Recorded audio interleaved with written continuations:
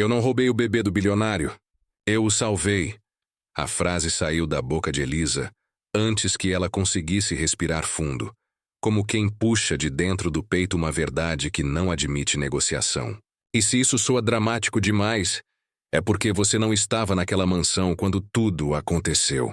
Às vezes a vida cabe em 1 minuto, e é nesse minuto que o mundo decide para onde vai.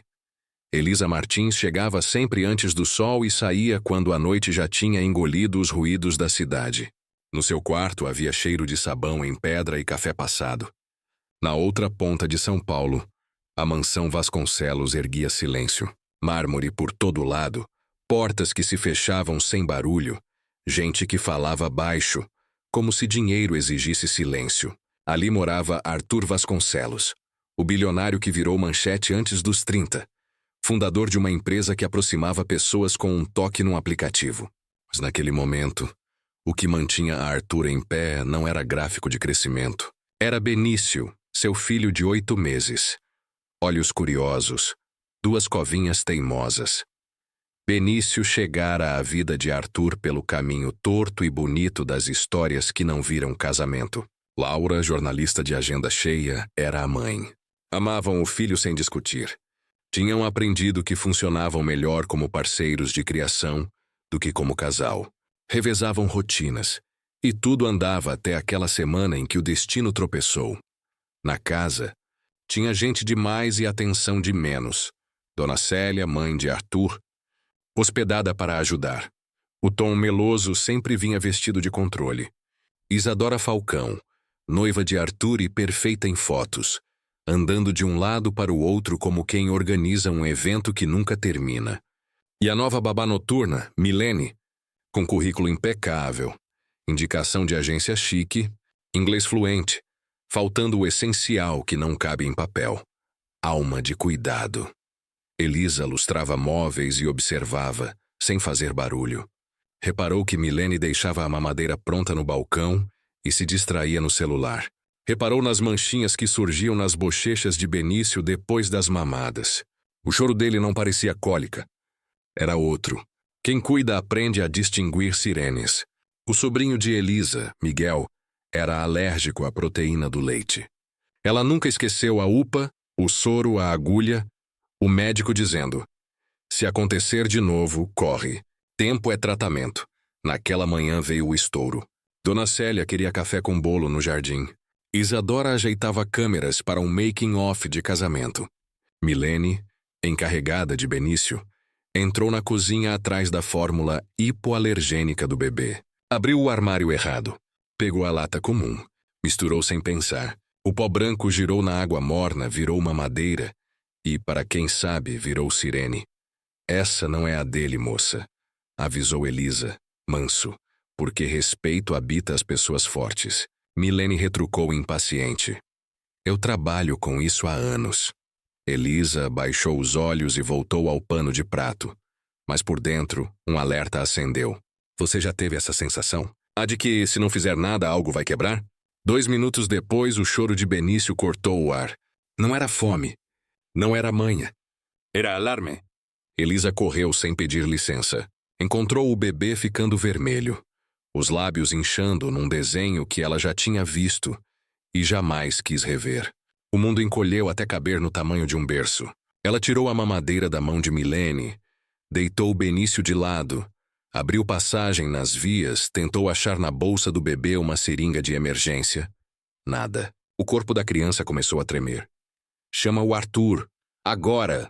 A voz de Elisa, que sempre chegava baixinha, veio firme. Milene congelou. Isadora hesitou entre o celular e o choro.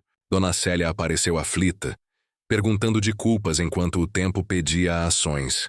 Elisa não esperou. Ela chamou a emergência. Reação alérgica em lactente, endereço tal, envio imediato. Ao mesmo tempo, fez o que sabia. E foi nessa hora, com o coração do bebê tropeçando e o mundo cheio de gente importante paralisada, que Elisa tomou a decisão que mudaria 3 destinos.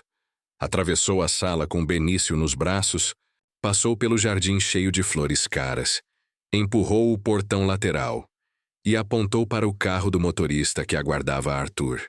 Hospital agora. disse a seu Adilson, que entendeu o tom de quem não negocia com o tempo. Ele obedeceu.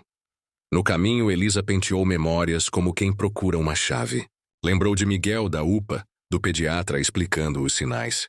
Falou baixo com Benício como se a voz desenhasse segurança. Fica comigo, meu amor. Fica comigo. O choro vinha em ondas, depois rareava, depois voltava. O relógio virou inimigo e, ao mesmo tempo, promessa. Chegaram com a equipe já pronta, graças ao aviso precoce. Antialérgico, adrenalina medida, vias aéreas desobstruídas. Só então as pernas de Elisa tremeram. Foi nesse corredor branco que Arthur apareceu, descabelado, os olhos procurando o filho como quem chega em casa depois de um terremoto. Quem tirou meu filho de casa sem me avisar? E ele disparou, confundindo dor com raiva.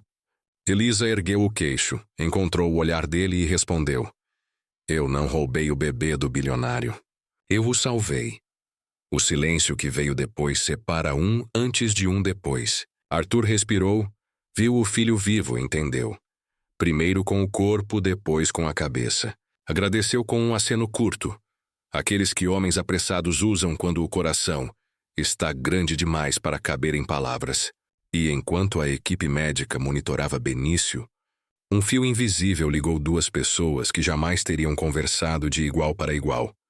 O bilionário que comprava tempo com dinheiro e a mulher que comprava esperança com coragem. Você já percebeu como, quando o perigo passa, começa outra batalha? A batalha de narrar o que aconteceu. Quem foi herói, quem foi vilão, quem apenas assistiu.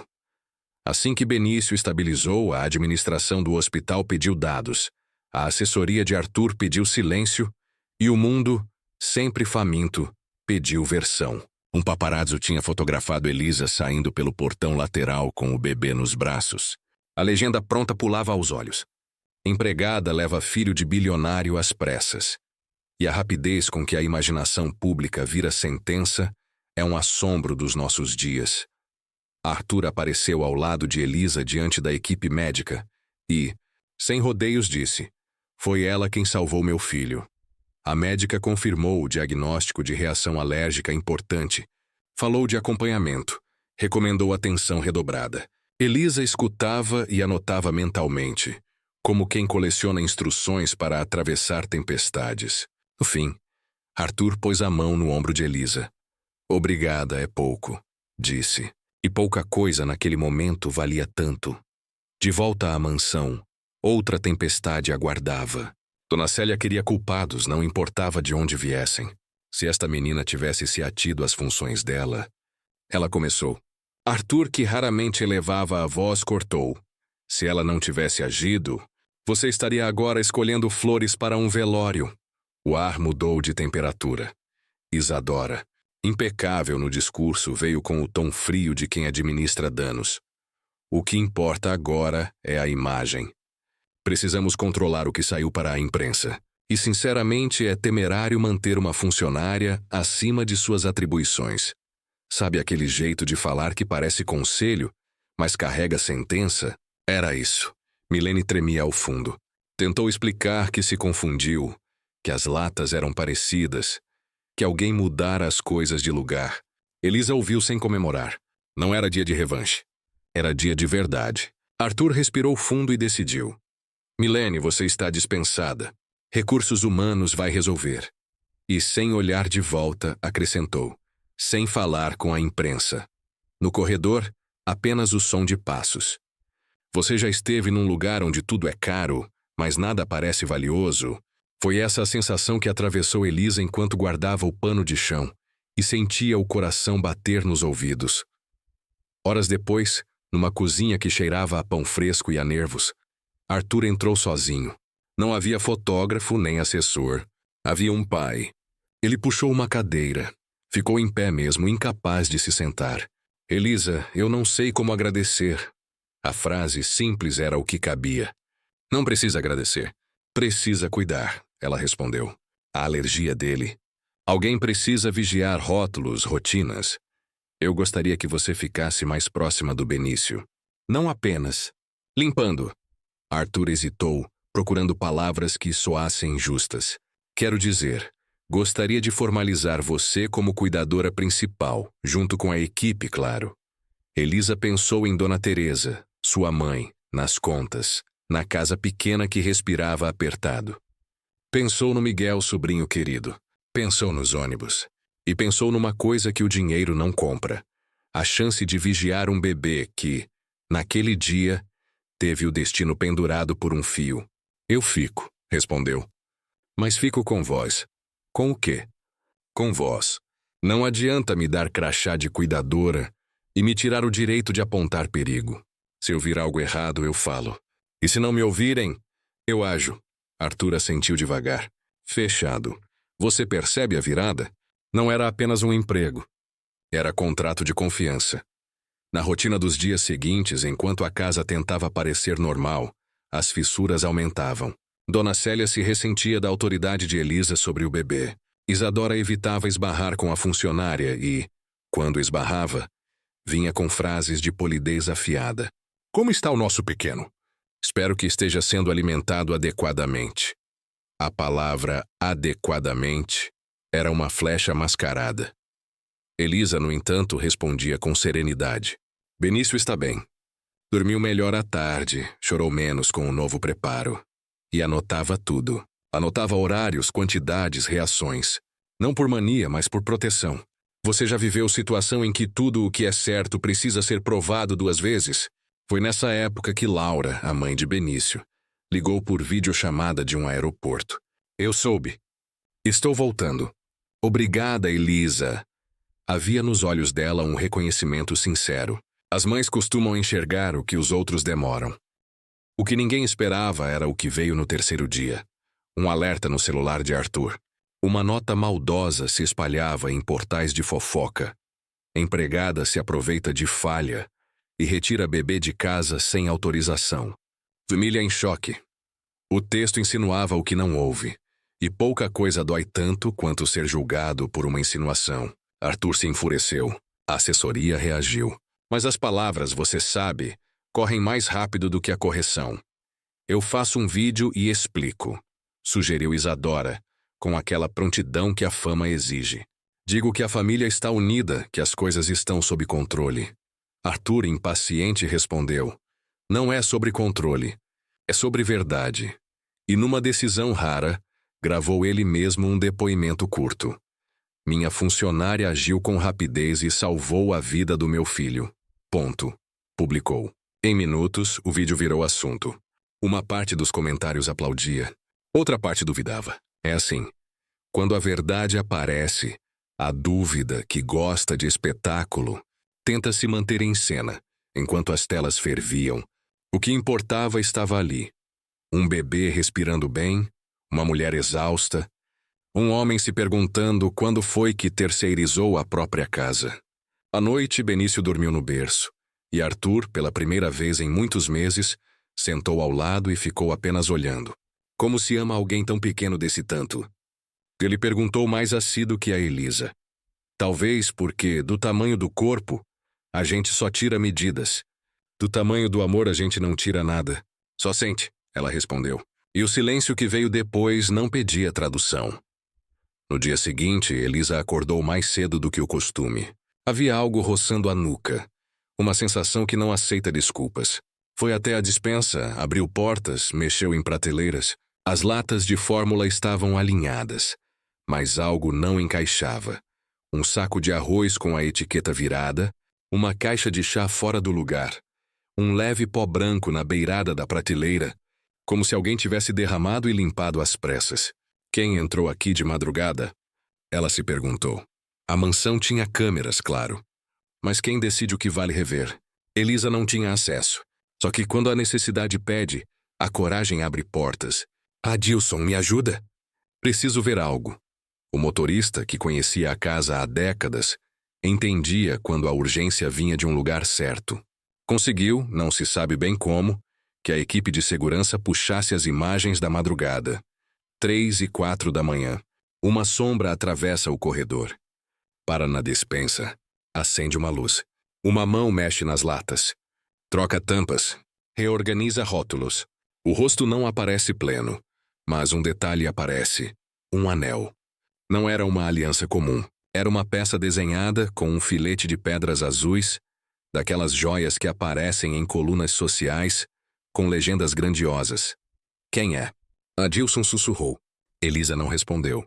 Ela estava lembrando do brunch de noivado em que Isadora mostrara, sorrindo, um anel exclusivo desenhado por um joalheiro italiano. O filete azul era a assinatura. Você sentiu a sala esfriar? Elisa sentiu. Porque entre suspeitar e saber existe um abismo, e passos sobre abismos pedem cuidado.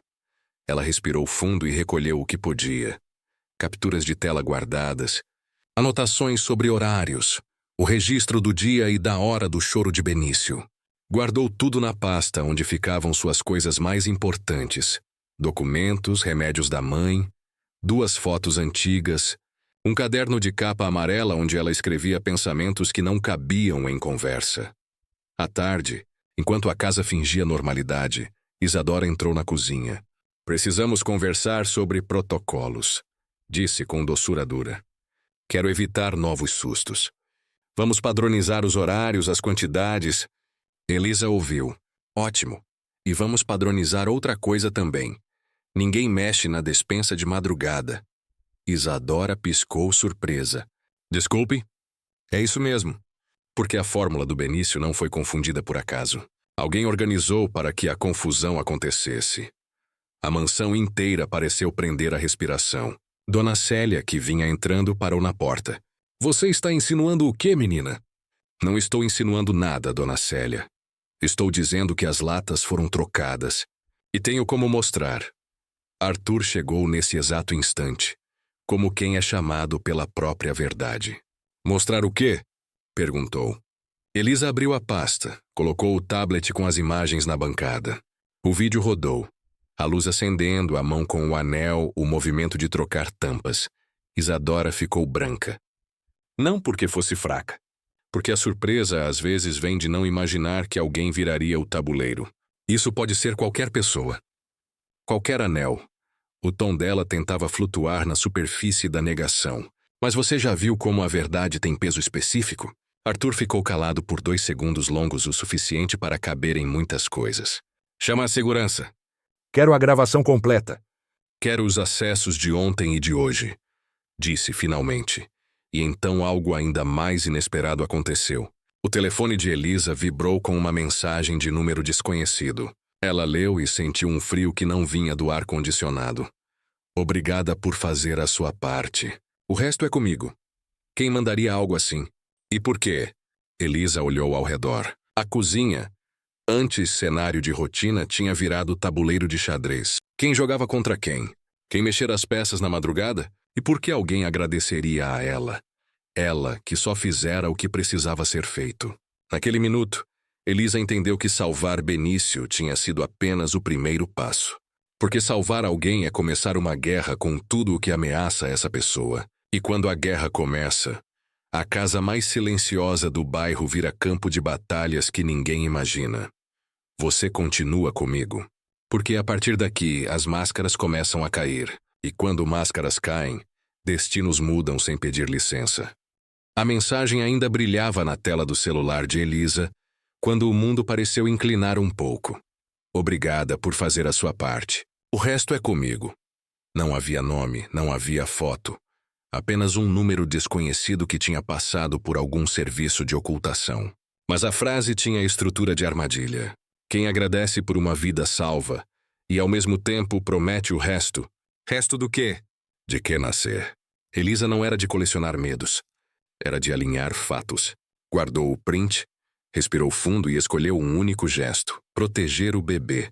Você já percebeu que, quando se escolhe um norte, o mapa muda? Tudo o que era ruído vira trilha. Tudo o que era sombra vira pista. E foi nessa bússola que ela seguiu. Ela pediu a Arthur 2 coisas que não cabiam nos protocolos da casa, mas cabiam na lógica de quem tinha quase perdido um filho. Acesso aos registros de entrada e saída dos funcionários e o direito de revisar, ao lado da segurança, o estoque do que entrava na despensa e no quarto do bebê. Confiança não é só sentimento, é método, ela disse. Arthur olhou para a mulher que, 2 dias antes, lustrava móveis no silêncio. e assentiu. Faça como achar melhor. Renato, o chefe de segurança, era daqueles homens que aprenderam a falar pouco e observar muito. Tinha passado por hotéis de luxo, por eventos com políticos, por festivais em que a multidão respira no mesmo compasso. Sabia a diferença entre tumulto e perigo. E quando Arthur pediu colaboração irrestrita a Elisa, ele entendeu que não se tratava de invasão diária. Tratava-se de proteger um ponto que havia se tornado frágil. A senhora puxa e eu ajudo a desenrolar, disse, sem ironia. Mas a corda pode trazer nós grandes. A primeira coisa que apareceu foi tão simples que quase passaria batido. As latas de fórmula que deveriam estar lacradas tinham tampas com micro-arranhões laterais, como se um abridor de cartas tivesse deslizado ali para preservar o selo central. Quem faria isso? Isadora? Dona Célia? Um funcionário com raiva silenciosa? Ou alguém de fora que entrou como se fosse de dentro? Elisa não tinha resposta, mas tinha um critério. Cada pergunta merecia uma anotação. Cada anotação precisava de um horário. Cada horário correspondia a um rosto. Ela transformou o caderno de capa amarela numa espécie de mapa afetivo da casa. Círculos com nomes, setas com horários, a palavra Benício, no centro como um pequeno sol. E ao redor órbitas. Arthur e sua culpa recém-nascida. Laura, que voltaria naquela noite. Isadora, cuja elegância começava a tilintar como cristal sob pressão. Dona Célia, que confundia zelo com domínio. Adilson, o motorista que vira a casa crescer tijolo por tijolo. Milene, agora demitida, mas ainda presente na conversa dos outros. E um ponto sem rosto. O autor da mensagem. Foi Adilson quem apareceu primeiro com uma pista inesperada. Dona Elisa, me desculpe entrar assim, mas tinha uma coisa martelando a minha cabeça desde a madrugada das latas trocadas. Ele sacou do bolso uma pequena lembrança. Um ticket de estacionamento. Eu guardo por mania. Foi emitido às 3h24 da manhã, na guarita do clube de tênis aqui do lado. E o carro era um modelo igualzinho ao da Dona Isadora. Não sei se ajuda. Elisa olhou o papel e não viu um papel. Viu um corredor. O clube tinha uma rua de serviço que desembocava numa lateral da mansão, menos vigiada. Um carro poderia parar perto o suficiente para uma pessoa entrar a pé pela calçada dos fundos. Um erro de projeto que a família mantinha por conveniência estética. Obrigada. Adilson. O agradecimento veio no mesmo tom em que ela segurava Benício para dormir. Firme e gentil. Ao fim da tarde, Laura chegou. O cansaço do voo desaprendia o rosto dela, mas, quando olhou para o filho, o corpo inteiro lembrou. Abraçou o bebê devagar, encostou a testa na dele, como quem recarrega uma tomada de dentro da pele. Depois olhou para Elisa. Obrigada. Você não salvou só o meu filho. Salvou um pedaço de mim que eu nem sabia que podia perder. Elisa respondeu com uma coisa rara. Um sorriso que não pede desculpas por existir. A gente se salva junto, disse. E naquele instante, duas mulheres que o mundo tentava colocar em posições diferentes se encontraram no mesmo lado da trincheira. Laura não vinha para brigar por território. Vinha para entender o terreno.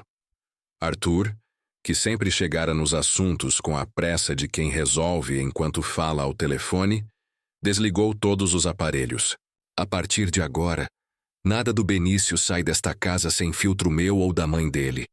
Nem foto, nem nota, nem fofoca. Ele sabia que a empresa estava a menos de 30 dias de um anúncio que poderia mudar tudo. Não para as manchetes, mas para os corredores do mercado. Uma fusão complexa dependia de confiança, não só em números, mas em pessoas. Um escândalo de negligência doméstica nas mãos erradas viraria ferramenta para quem quisesse baixar o valor do acordo. Quando a família fica vulnerável, o negócio sangra junto. Disse mais para si do que para as duas. Isadora apareceu à noite, impecável. Vim ver o menino. Laura segurou o filho com naturalidade e abriu espaço no sofá. Pode ver. O que se seguiu teve a delicadeza de porcelana sendo lavada, cada gesto com risco calculado.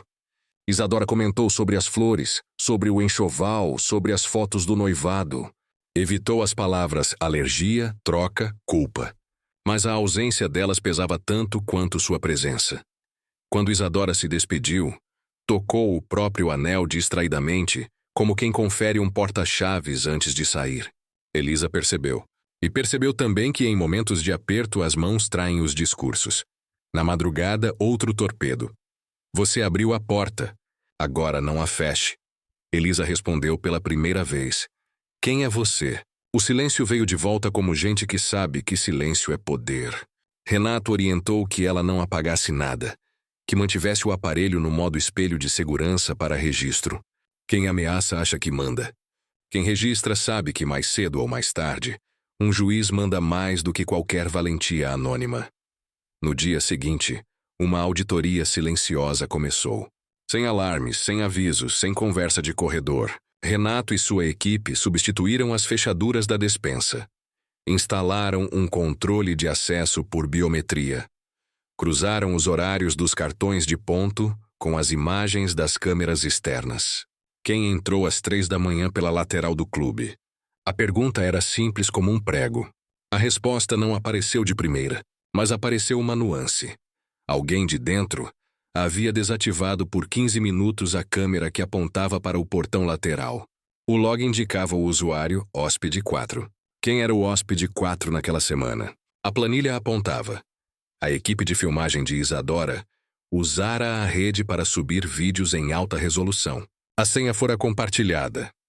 Imprudência no mínimo, disse Arthur. Conveniente no pior cenário. Laura olhou para Isadora com uma calma que vinha de quem aprendeu a apurar versões. Eu gostaria de acreditar que você não colocaria meu filho em risco para fazer um teatro. Mas você precisa me dar fatos. Isadora respirou, ofendida do jeito em que gente muito elogiada costuma se ofender. Eu jamais faria mal ao Benício. Não era uma mentira simples, porque, para certas pessoas, o mal que elas causam é sempre um efeito colateral do bem que pretendiam. Só que, desta vez, o efeito tinha rosto e respirava por um fio.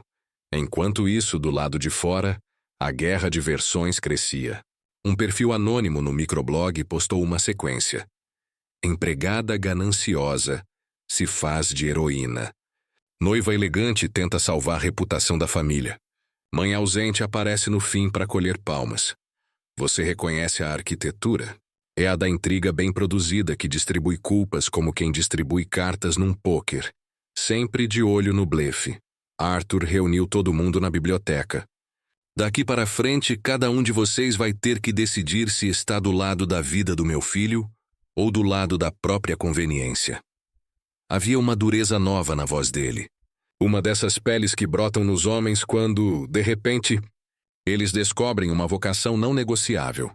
A de pai, Elisa, por sua vez, decidiu que era hora de olhar para trás antes de dar o próximo passo. Voltou para casa um pouco mais cedo. Passou na farmácia com a lista do pediatra, comprou o que faltava e encontrou Dona Teresa rindo com Miguel, o sobrinho, na sala. Mãe, posso te fazer umas perguntas? Dona Teresa, que sempre gostara de conversar, ajeitou o vestido. Conversaram sobre o dia do susto do Miguel, sobre a primeira vez em que a alergia apareceu, sobre o que os médicos disseram. A gente acha que as coisas são erro de mão, Dona Teresa comentou. Mas tem hora em que tem gente soprando o erro por trás. Miguel, que tinha 10 anos e curiosidade no corpo todo, perguntou, tia, esse bilionário é legal? Elisa pensou por um segundo. Ele está tentando ser. Quando as pessoas tentam, já é melhor do que quando elas só fingem. De madrugada, invadiram o grupo de funcionários da casa com uma mensagem longa, cheia de palavras enroladas, acusando Elisa de se colocar acima da hierarquia e de ganhar favores por saber mexer com o coração do patrão. Se você já trabalhou em qualquer lugar do mundo, sabe o peso que fofoca corporativa tem.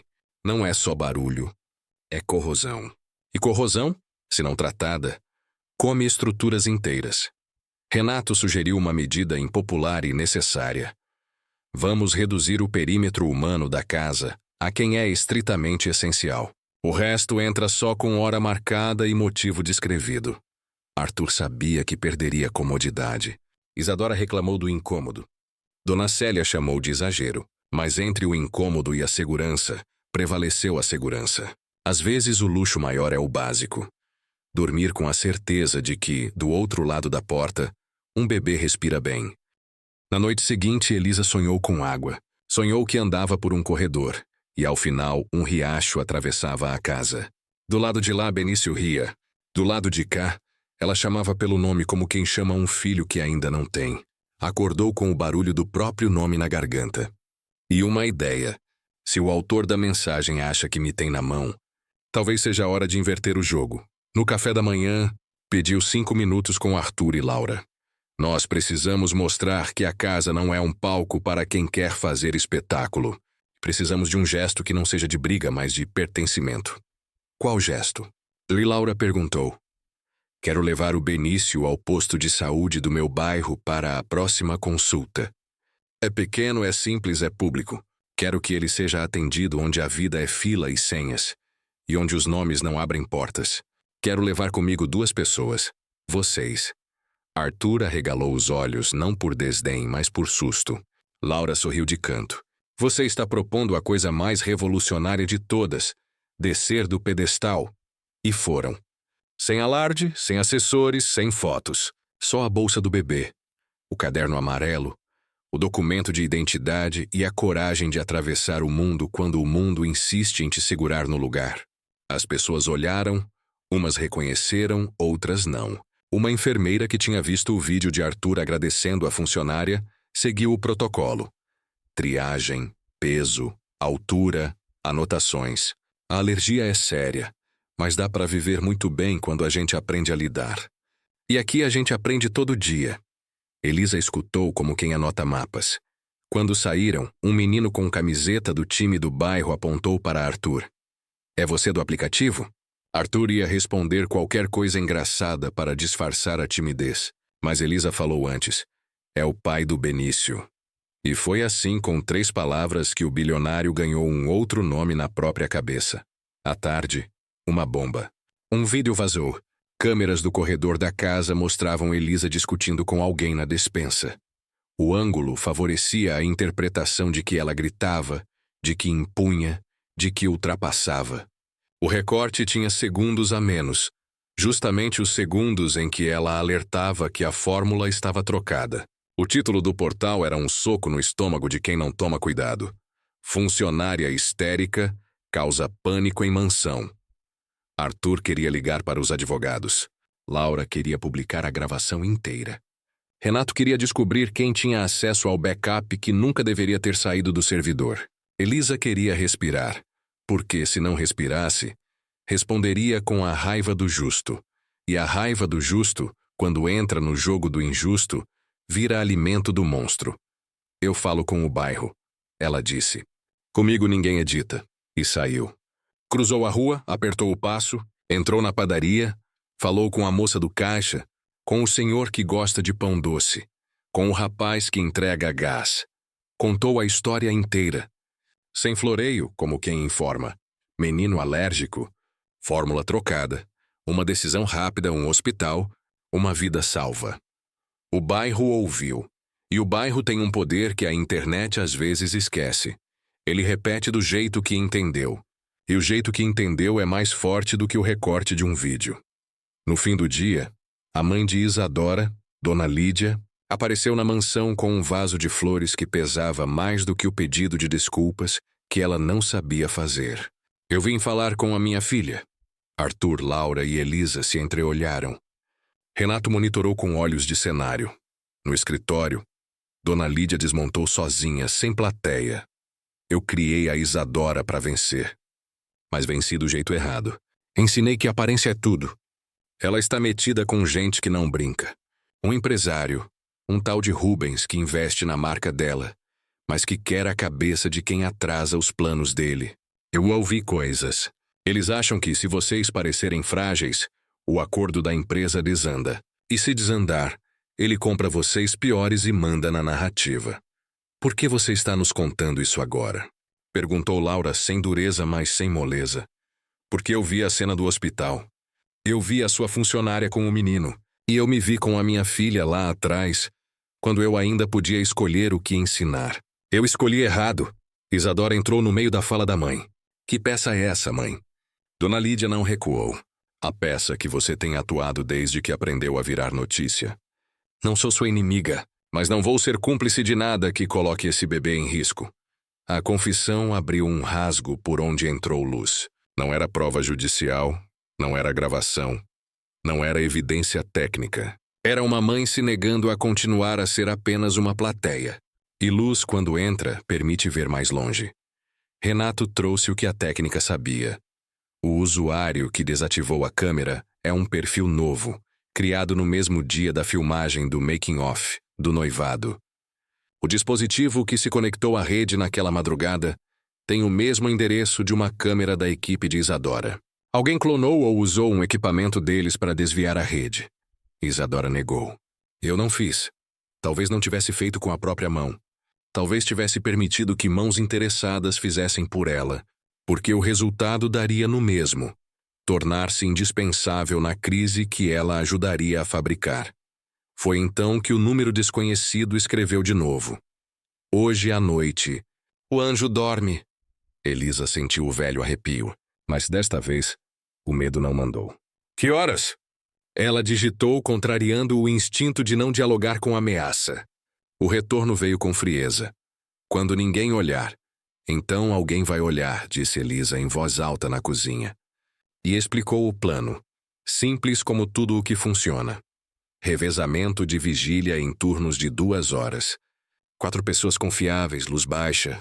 Bebê no quarto de hóspedes mais próximo da saída de emergência. 2 celulares gravando em contínuo.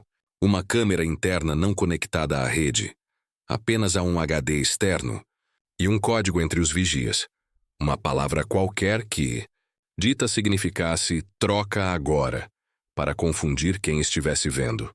A palavra acabou sendo couve, porque Miguel tinha feito piada com couve no almoço e riram. E rir, na véspera do medo, é uma bênção. Na madrugada, o corredor respirava devagar. Adilson no primeiro turno, Renato no segundo, Laura no terceiro, Arthur no quarto. Elisa ficou acordada nos intervalos, fazendo o que as mães e as cuidadoras fazem de melhor. Escutando o silêncio, até o silêncio dizer se está tudo bem.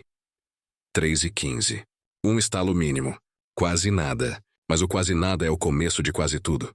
Renato sinalizou o ouvido com um dedo. Apontou para a porta lateral. O sensor marcou uma variação de pressão que podia ser o vento. E o vento, naquela noite, estava parado. Couve, ele disse, e Adilson tomou seu lugar. A maçaneta girou tão devagar que pareceu não girar. Uma sombra entrou e parou junto ao aparador. A câmera desconectada registrou o contorno. Capuz, luvas finas, um corpo treinado para não deixar pegadas. Quem fosse conhecia o lugar e o ofício. A sombra abriu uma bolsinha, retirou um frasco, caminhou para a cozinha. No quarto, Benício dormia de barriga para cima, como os pediatras recomendam. Elisa sentiu no peito uma força antiga, daquelas que mulheres carregam desde que o mundo insiste em testar suas resistências.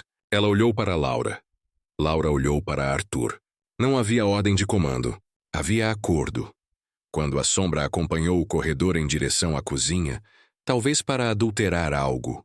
Talvez para preparar o que quer que fosse o anjo dorme da mensagem. Renato se colocou atrás, num ângulo que deixava a saída livre. Não vamos transformar essa casa em um ringue, Arthur sussurrou. Vamos transformá-la em um lugar que diz não. A luz acendeu. A sombra parou. As luvas brilharam 1 segundo. O frasco caiu no chão e rolou até o tapete. Pare aí, disse Renato sem elevar a voz. E mostre o rosto. A pessoa não obedeceu. Deu 2 passos para a esquerda, tentando a janela. Adilson fechou a passagem com o corpo inteiro. O mesmo corpo que já carregara móveis, malas e histórias dos outros por 20 anos. Por aqui não. Elisa se aproximou sem medo, porque o medo já tinha feito o que tinha de fazer. Avisar. Se você dá mais um passo, eu grito o nome que eu acho que você tem. E se eu gritar, a casa toda vai saber. A sombra parou. E devagar tirou o capuz. O rosto apareceu primeiro como uma foto tremida, e depois como um retrato nítido. Não era Isadora. Não era um funcionário. Era alguém que quase ninguém notava quando estava.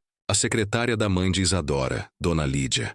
A mulher que servia café nos eventos discretos, que confirmava presenças, que organizava carros, que escrevia bilhetes, que conhecia agendas. O nome dela era Maíra. Por quê? Perguntou Laura, sem ódio, só com a urgência de quem precisa saber para se proteger. Maíra olhou para o frasco no chão. Para que pareça que a casa não cuida do próprio menino. Para que alguém salve e seja indispensável. Para que nessa confusão um homem feche um acordo pelo preço que quer. Eu devia apenas abrir caminho. Não era para ter havido susto de verdade. Mas vocês correram? Quem mandou? Perguntou Arthur. Maíra não respondeu. Olhou para o corredor como se esperar um sinal. Não veio. Eu não tenho como provar. Então a gente prova por você, disse Renato. E explicou. O chip do seu celular já foi espelhado. A rota que você fez também. A mensagem que você mandou. A forma como o IP mudou. Gente que acha que usa a internet para esconder, esquece que a internet gosta de deixar trilhas.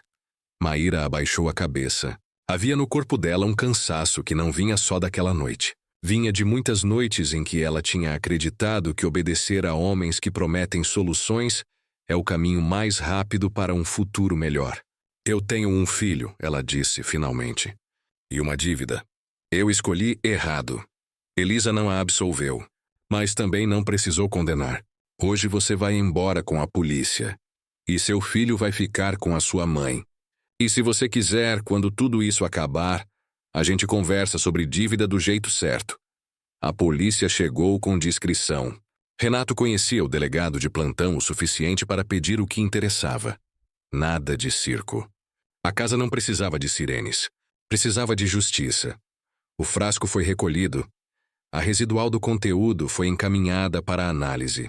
E, antes que o sol nascesse, Arthur, Laura e Elisa sentaram no chão do corredor, encostados na parede. O cansaço como um cobertor. Quem imaginaria? Arthur disse. Eu, a essa altura, achava que o que me ameaçava eram as grandes coisas.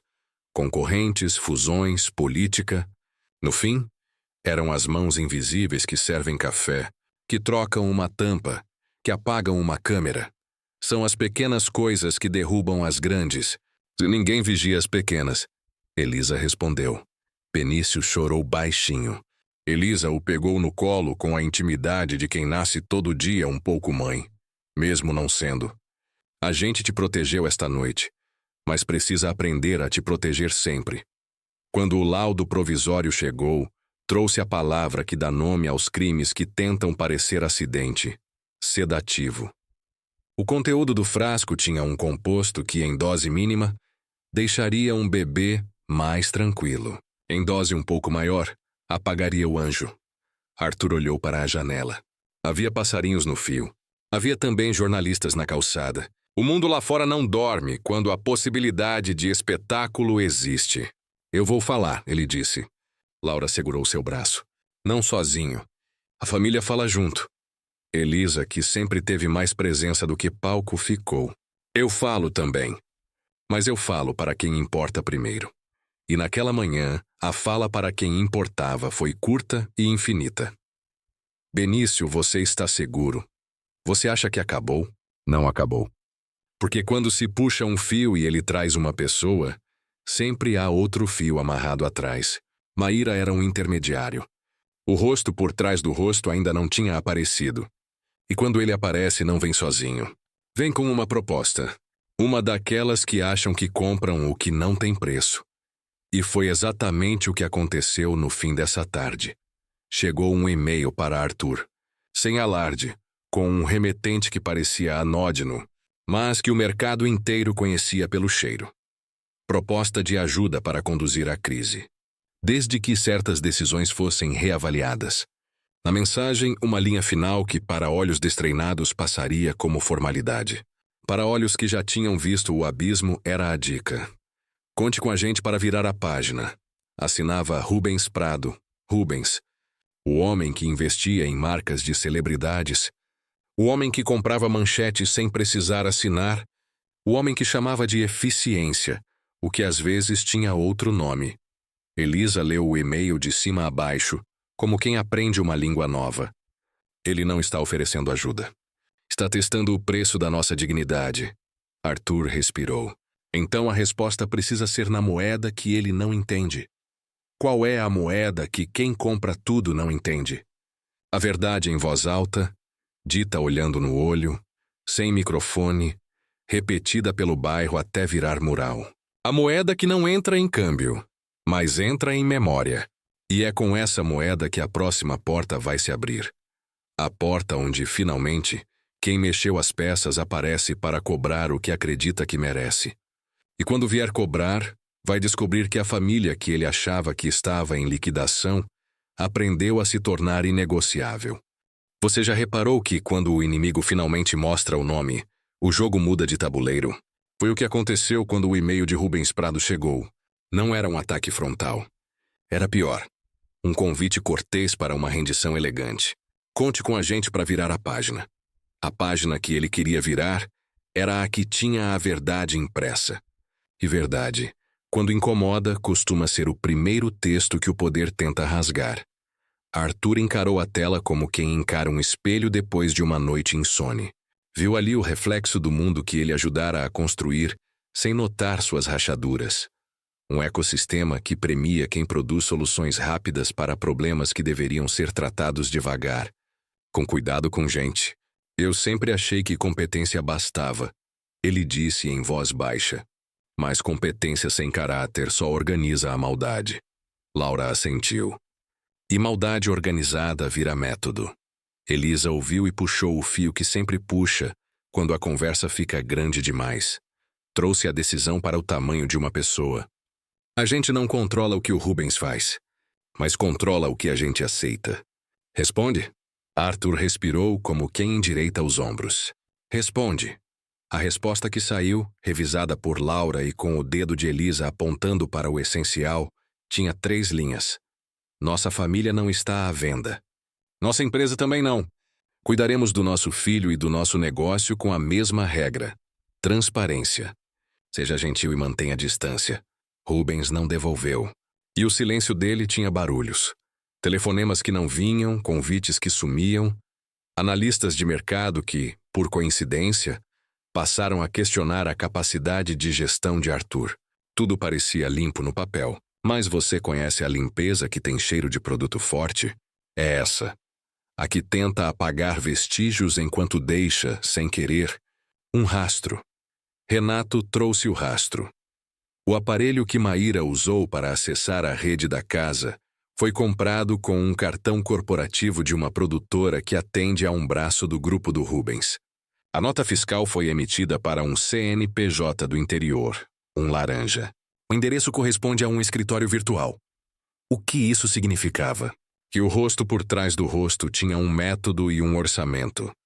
No meio disso, a vida pedia a atenção fora do tabuleiro. Dona Teresa, a mãe de Elisa, teve uma queda leve, nada grave, mas o suficiente para lembrar a filha que heroínas também têm joelhos que doem. Eu cuido, filha, disse a vizinha, Dona Blandina, com aquele jeitinho de quem cuida do bairro inteiro com um avental e rezas guardadas entre os dedos. Elisa agradeceu, mas fez algo que até então não se permitira. Pediu ajuda a Arthur.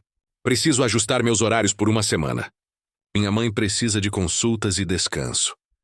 Arthur, que ainda tinha dificuldade com o verbo pedir, aprendeu com Elisa o verbo oferecer. Eu organizo um carro para levar e buscar. E se for o caso, eu mesmo vou. A prioridade é sua mãe ficar bem. Quem estava na sala viu uma coisa rara acontecer. O patrão entendendo que uma casa não funciona quando o coração de quem a sustenta está aflito.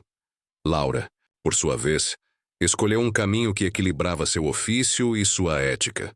Eu não vou usar minha profissão para fazer justiça que me interessa pessoalmente. Mas vou usar o que sei para garantir que outras versões não pisem na gente. Ela acionou amigas repórteres, não para plantar notícia, e sim para vacinar a narrativa.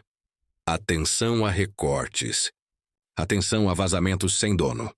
Perguntem de onde veio. Perguntem sempre de onde veio.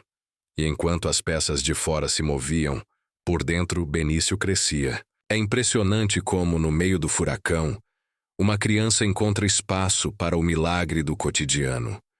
Um dente novo que nasce. O balbucio que ganha sílabas. A mãozinha que aprende a apontar.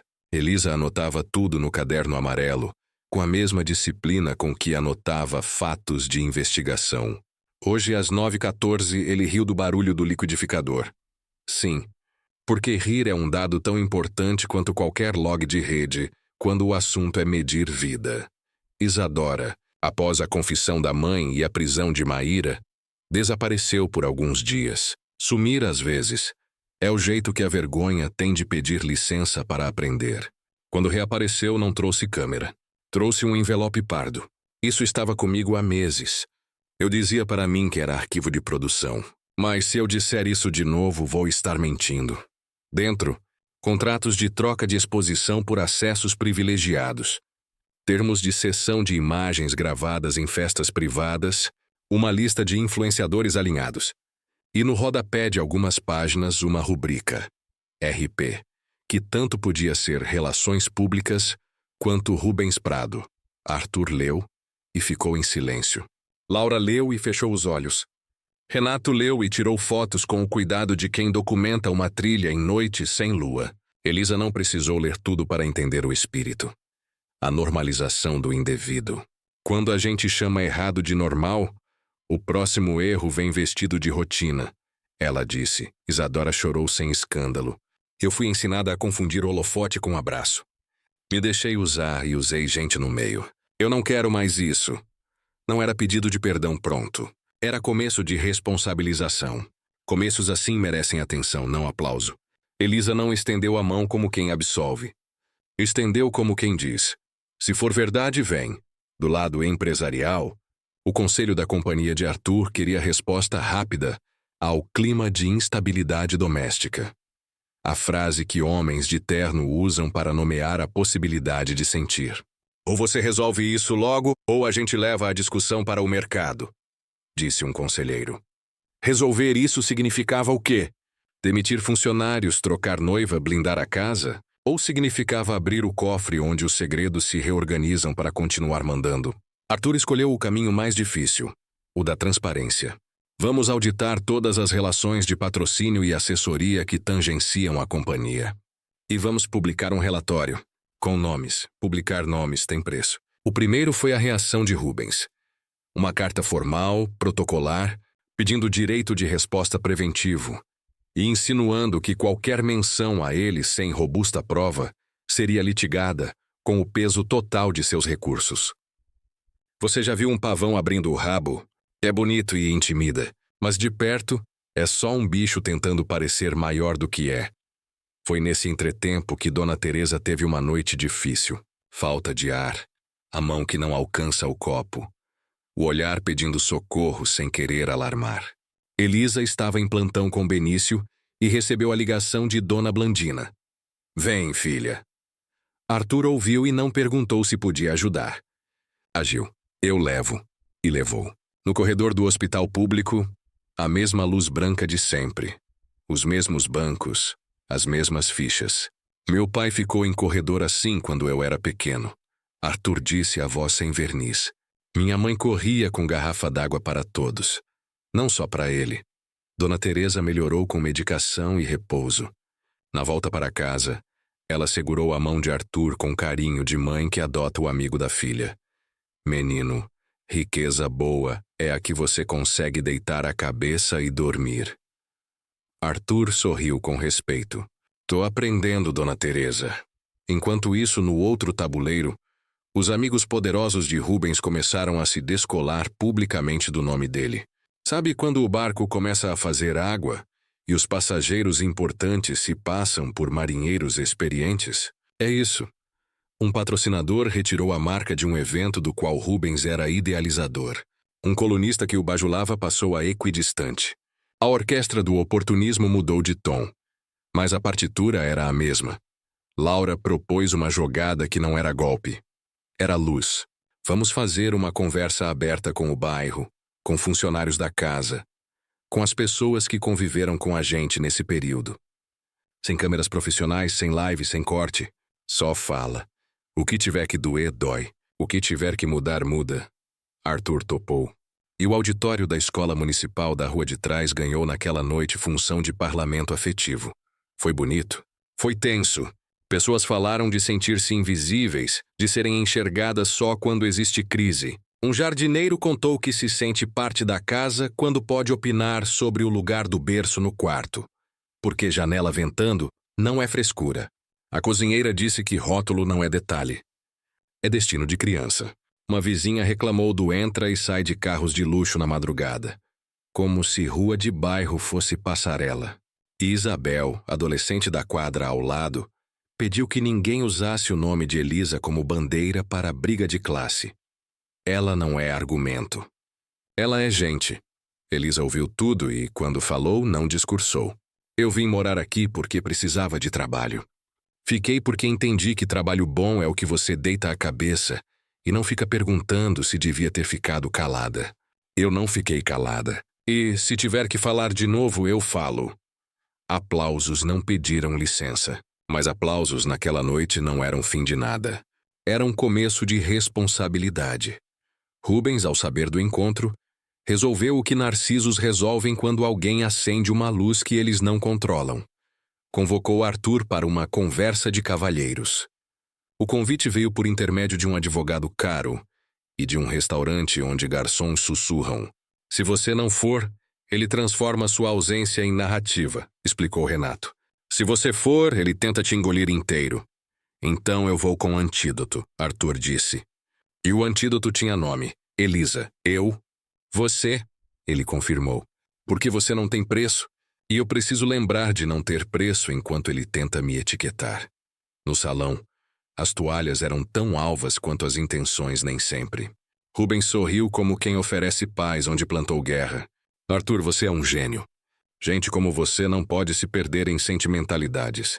Eu admiro sua dedicação ao garoto, mas família é assunto da família. O mercado exige foco. Foco sem alma vira cegueira, Elisa disse sem pedir autorização para existir naquela mesa. Rubens riu com condescendência. Você deve ser a famosa Elisa. Parabéns por salvar o menino. De verdade. E parabéns por entender de cozinha e de berçário. Negócio grande é outra língua. Línguas diferentes, princípios iguais, ela devolveu. A gente começa não drogando bebê para parecer que alguém salvou. A palavra droga atravessou a mesa como faca. Rubens não perdeu o sorriso. Alguns sorrisos são pregados no rosto com grampos. Eu não tenho ideia do que você está falando. Arthur colocou sobre a mesa uma pasta. Então leia. Contratos, notas, logs, prints. Não estou te acusando de nada. Estou dizendo que, se eu for atropelado, esses papéis andam sozinhos. O tom não era de bravata. Era de quem aprendeu que ameaça só funciona enquanto a gente tem medo do segredo. Rubens folheou sem se permitir suar. Vocês vão se arrepender. Vocês acham que a opinião pública é sua amiga? Hoje ela te beija, amanhã te morde. Pode morder, Arthur respondeu. A gente prefere ser mordido do que ser cúmplice. Na saída, o assessor de Rubens seguiu Elisa até a porta do banheiro e sussurrou a proposta mais velha do mundo. Tem um envelope para a sua mãe. E uma bolsa de estudos para o sobrinho. É só você. Não se meter. Elisa olhou para ele com a firmeza de quem sabe que amor não está à venda. Se tem envelope para a minha mãe, dá para a sua.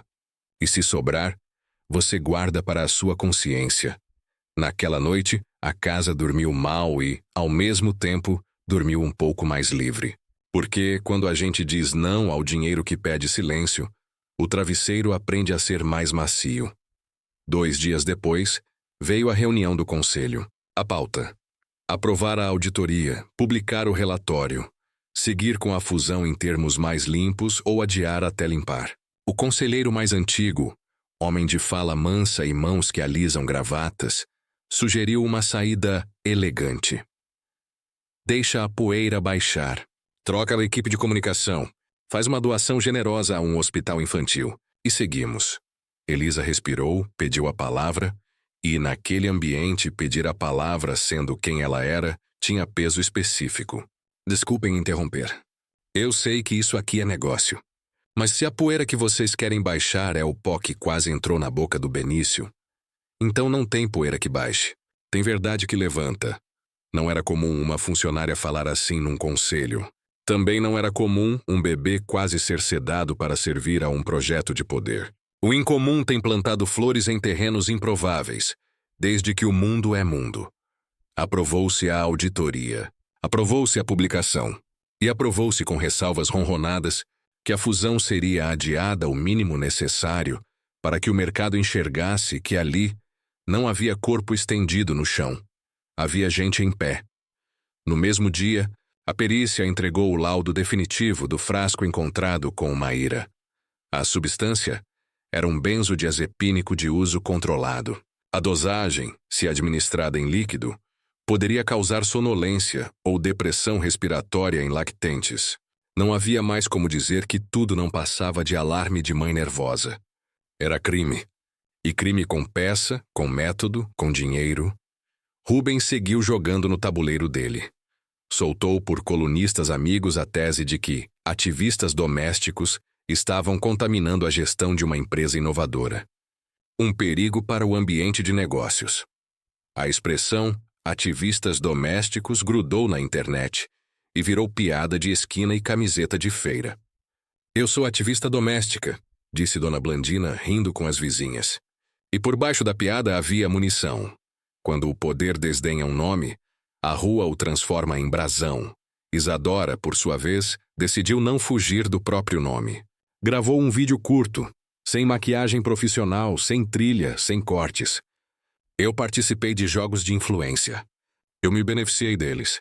E eu quero dizer basta pra mim. Não porque fui pega, porque vi um bebê em uma maca. Se você é minha seguidora e acha que isso é papo moralista, tudo bem. Mas eu estou escolhendo um outro caminho. E se você quiser vir, vem. Se não, segue sua vida. A minha mudou. Metade aplaudiu, metade acusou de oportunismo. Quem está acostumado a aplauso incondicional precisa aprender a viver sem plateia. Elisa não gravou o vídeo. Continuou anotando no caderno amarelo e ajeitando o travesseiro. Continuou indo ao posto com Benício e à farmácia com receita. Continuou sendo presença. A presença muda destinos com mais eficácia do que a performance. Na véspera do relatório, um envelope sem remetente chegou à portaria da empresa. Dentro, cópias de e-mails que tratavam da estratégia do susto. Era assim que o plano de criar a sensação de descontrole na família Vasconcelos havia sido batizado entre os executivos mais próximos de Rubens. A instrução era clara: aumentar a percepção de ruído em torno da figura de Arthur no período pré-fusão. Atacar perifericamente, casa, noiva, funcionária, sem tocar a criança diretamente. Se houver oportunidade de erro real, capitalizar. A palavra sem tocar a criança diretamente brilhou na página como um caco de vidro ao sol. O indiretamente que quase levou Benício ao limite é a palavra que pessoas de terno usam para brincar de Deus sem sujar as mãos. Renato cruzou metadados, prazos, assinaturas. A trilha apontava para um diretor chamado Álvaro, elo de confiança de Rubens no setor de comunicação estratégica. Álvaro era o tipo de homem que se orgulhava de resolver. Ele apareceu na empresa como quem entrega pizza. Rápido, impessoal, com cheiro de coisa quente que você nem pediu. Esses papéis são fraudes, ele disse antes que alguém o acusasse formalmente. Às vezes, a defesa apressada é a própria confissão de que há algo a defender. Arthur tomou uma decisão que mudou o clima da sala. Nós vamos à polícia, agora, com tudo. O tudo incluía nomes, logs, prints e, principalmente, o compromisso de não aceitar que meia-verdade fizesse às vezes de acordo. A verdade é o único negócio que não fecha com desconto, Elisa comentou, e a frase ficou rondando a cabeça de quem ouviu. Na delegacia, o delegado de plantão ouviu, olhou, pediu prazo. Justo. Justiça não deve correr na mesma velocidade da fofoca. Antes de saírem, ele disse algo que cabia numa moldura simples. Quando mexerem com vocês de novo, e vão mexer, lembrem que nem toda a resposta está nas telas. O abraço na criança, a rotina na casa, o vizinho que sabe seu nome. Isso é prova de vida. E prova de vida Segura a gente. A noite caiu com a mansão acesa na medida certa. Dona Teresa veio conhecer o quarto atualizado de Benício. Agora com um purificador de ar simples e as janelas protegidas contra a brisa que incomoda.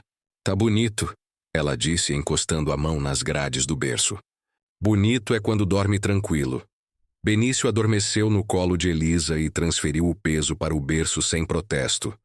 O tipo de vitória que não vira notícia, mas que merecia manchete todo dia. Arthur ficou olhando e, pela primeira vez desde que tudo começou, permitiu-se pensar no depois. Não no depois de amanhã, das ações subirem ou descerem. No depois que importa.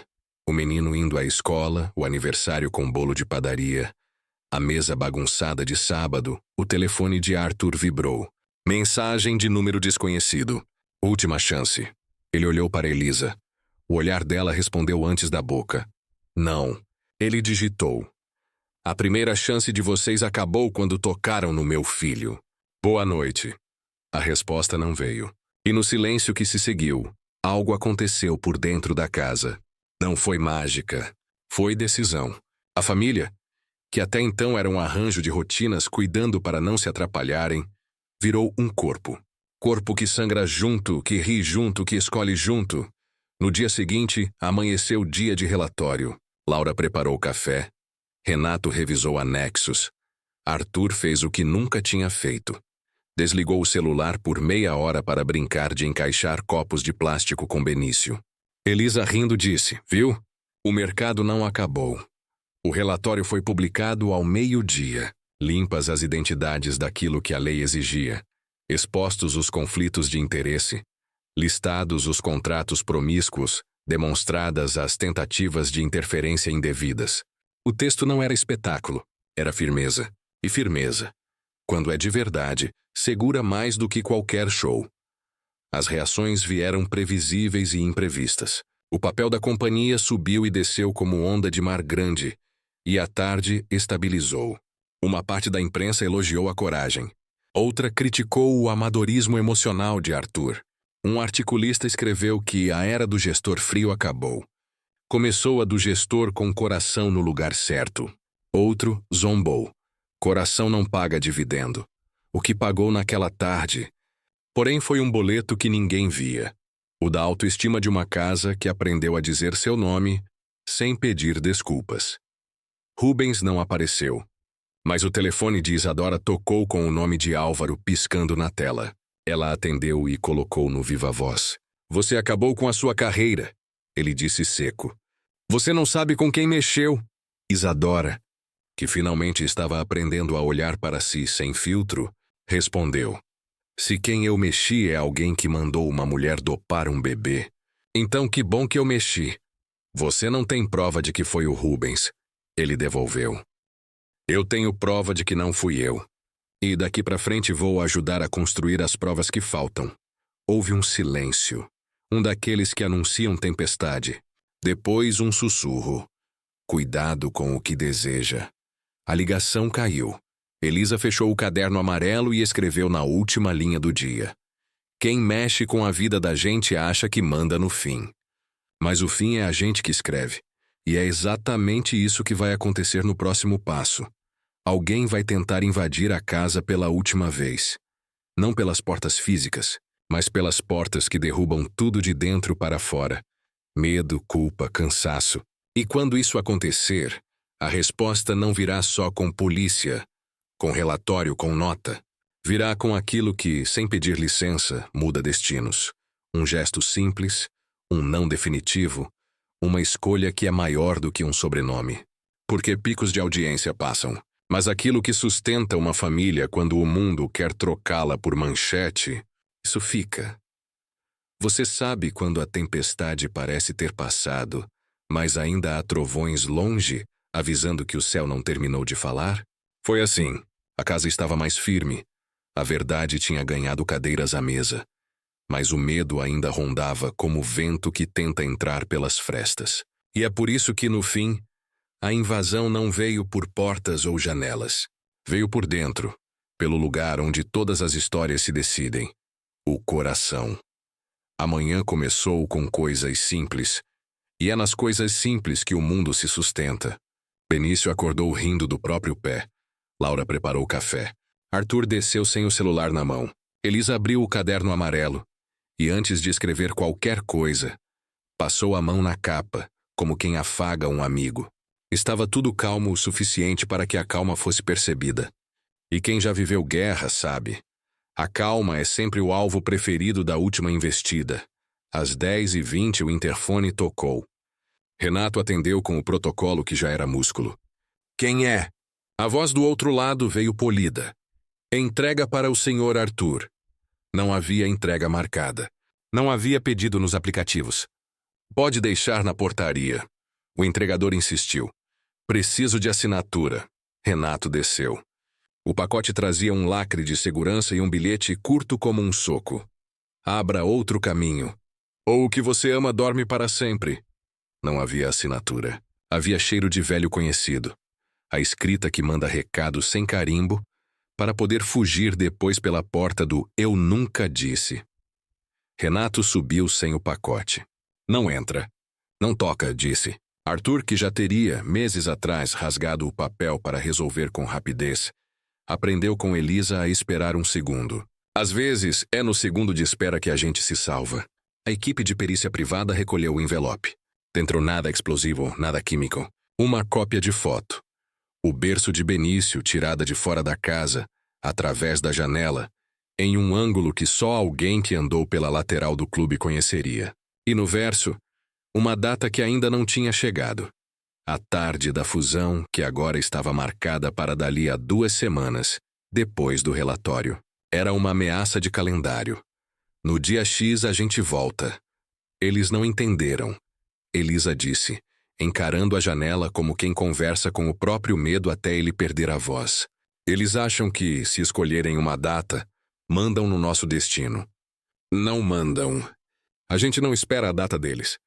A gente escolhe a nossa.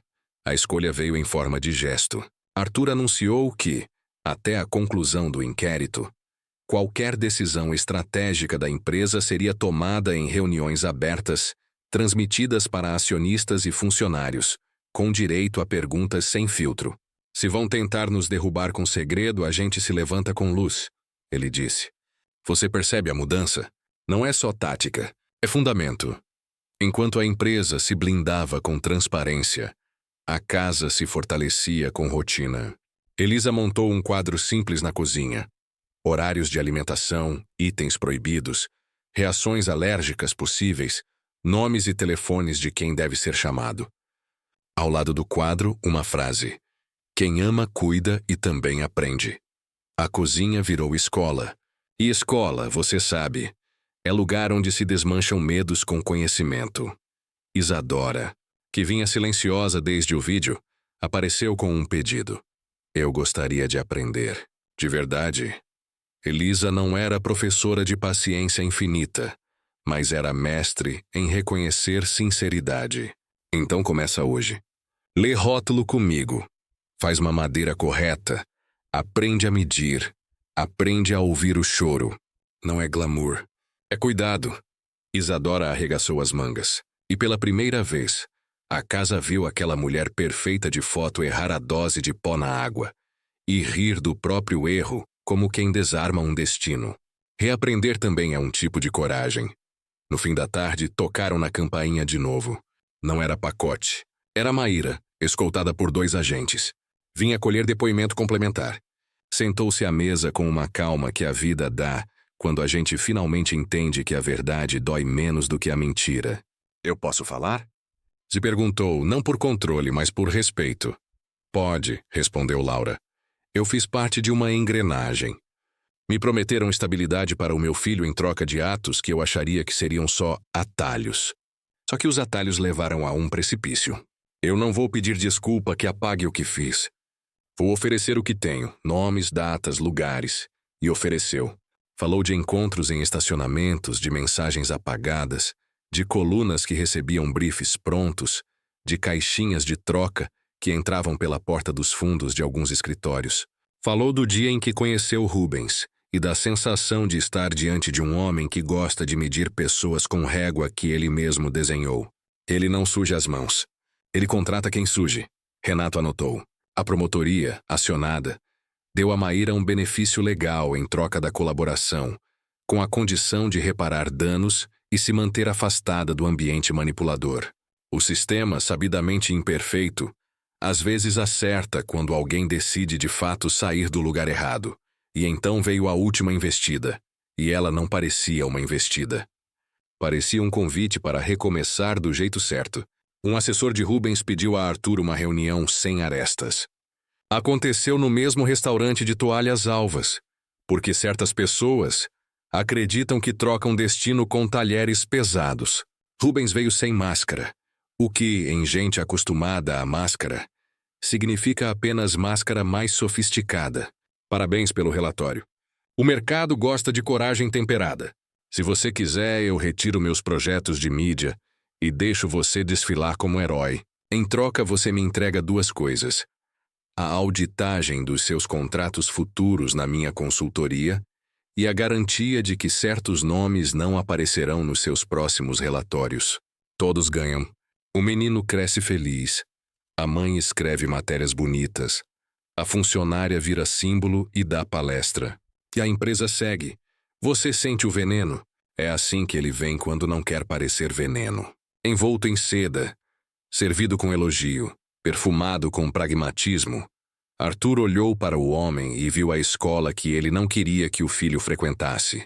Rubens, quando você tentou drogar a nossa casa de medo, você subestimou o tipo de antídoto que a gente tem. Antídoto não é dinheiro, é vínculo. Elisa completou. E vínculo não se negocia. Laura arrematou. A gente já escolheu. A resposta é não. Rubens riu. Riso de quem quer que o outro sinta que está perdendo um trem que não passa duas vezes. Vocês vão se arrepender. O mundo não é justo. Não é, disse Elisa. Mas a gente pode ser. E se levantou. No dia seguinte, o inquérito ganhou um capítulo novo. O diretor Álvaro, aquele que resolvia, foi conduzido para prestar esclarecimentos. Disseram que era colaboração. O que saiu de lá, porém, foi confissão com alfazema. Eu nunca quis prejudicar a criança. Minha atuação tinha objetivo estritamente reputacional. A frase, cuidadosamente administrada, não suportou o peso do laudo. O delegado foi claro. Quando o seu estritamente reputacional coincide com o risco à vida de um bebê, deixa de ser reputação. Vira crime. A promotoria pediu medidas cautelares. A juíza, com a serenidade de quem mede cada palavra, decretou afastamento de funções, apreensão de dispositivos e bloqueio de bens vinculados aos contratos sob suspeita. A imprensa pela primeira vez usou as palavras certas. Tentativa de manipulação com risco à integridade de menor. Não era espetáculo, era nomeação. E então, quando parecia que os papéis finalmente tinham encontrado seus lugares, aconteceu o que pouca gente vê, mas que muda muito mais as coisas do que manchetes. Um encontro pequeno, numa sala de estar, com 4 pessoas e um bebê que brincava com colheres. Arthur, Laura, Elisa e Dona Teresa. Eu queria propor uma coisa, Arthur disse, olhando para Elisa como quem já a enxerga como parte da árvore da família. Você topa formalizar o que já é na prática? Quero você como tutora de confiança do Benício, com autonomia para decisões de saúde e rotina, quando eu e a Laura não estivermos. Não é sobre emprego, é sobre família. Elisa respirou um segundo. As palavras encontraram caminho pelo lugar de onde saem as decisões que sustentam. Eu topo. Com uma condição. Qual? Que isso não me tire o direito de dizer não quando não for necessário. Mesmo se doer. Mesmo se for contra vocês. Laura sorriu. É por isso que é você. Assinaram papéis simples com a força que papéis simples têm quando são sustentados pelas pessoas certas. Dona Teresa, emocionada, disse o que a sabedoria diria se tivesse boca só nesses momentos. Família de verdade é a que não tem vergonha de aprender. A fusão, adiada, foi retomada em termos limpos com cláusulas de integridade que pareciam coisa de outro país. Porque, no nosso, muitas vezes chamam honestidade de ingenuidade. E no dia em que o acordo foi assinado, sem festa de fogos, sem tapete vermelho. Apenas uma coletiva com perguntas objetivas. Aconteceu a cena que, de tudo, mais merecia ficar registrada.